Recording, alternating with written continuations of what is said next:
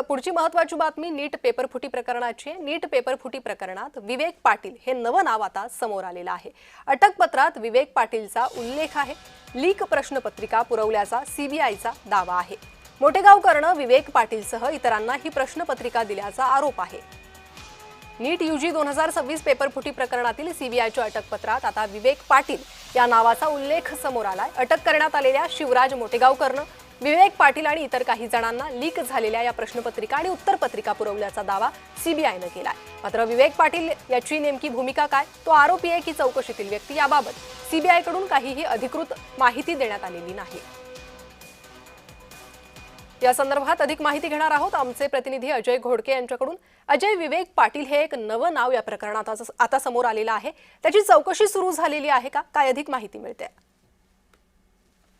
प्रणिता, हे खरं आहे की विवेक पाटील हा आतापर्यंत या सगळ्या तपासांमध्ये नाव समोर आलेलं नव्हतं, परंतु आज जे सीबीआयच्या अधिकाऱ्यांनी त्या ठिकाणी सीबीआयच्या कोर्टामध्ये जी तपासाची त्या ठिकाणी ग्राउंड सांगितलेलं आहे, त्याच्यामध्ये विवेक पाटील आणि इतरांना मोठेगावकरनं पेपर त्या ठिकाणी पुरवल्याचा संशय आहे। आणि सगळ्यात महत्त्वाचं म्हणजे हे सगळे पेपर फोडत असताना एनटीएच्या अधिकाऱ्यांचा याच्यामध्ये काय नेमका सहभाग आहे, कारण ते सुद्धा कनेक्शन आता समोर येते।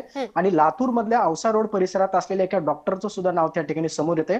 म्हणजे विवेक पाटील आणि हे सगळे डॉक्टर लातूर मधले आणि अन्य काही लोक यांना पेपर पुरवल्याचा त्या ठिकाणी संशय सीबीआयला आहे। आणि एकंदरीत आपण जर पाहिलं तर हे पेपर पुरवल्याच्या नंतर मोठेगावकर याने आपल्या मोबाईल मधले हे सगळं पेपर किंवा डेटा हा सगळा डिलीट करण्याचा प्रयत्न केला होता, म्हणजे पुरावे नष्ट करण्याचा प्रयत्न केला। आणि त्याचबरोबर या ठिकाणी ज्यावेळेस लातूरमध्ये मोठेगावकर याच्या घराची झाडाझडती घेण्यात आली, कार्यालयाची तपासणी करण्यात आली, त्यावेळेस मात्र या सीबीआयच्या अधिकाऱ्यांना मोठेगावकरांनी कसल्याही प्रकारचं सहकार्य केलं नसल्याचं सुद्धा त्या ठिकाणी सीबीआयच्या अधिकाऱ्यांनी त्या ठिकाणी न्यायालयामध्ये सांगितलेलं आहे। त्याच्यामुळं सीबीआयच्या न्यायालयामध्ये सांगत असताना मोठेगावकर याचा जो मोबाईल आहे तो फॉरेन्सिकला देण्यात आलेला आहे आणि त्यांच्याकडनं अजून काही माहिती त्या ठिकाणी कलेक्ट करायची आहे।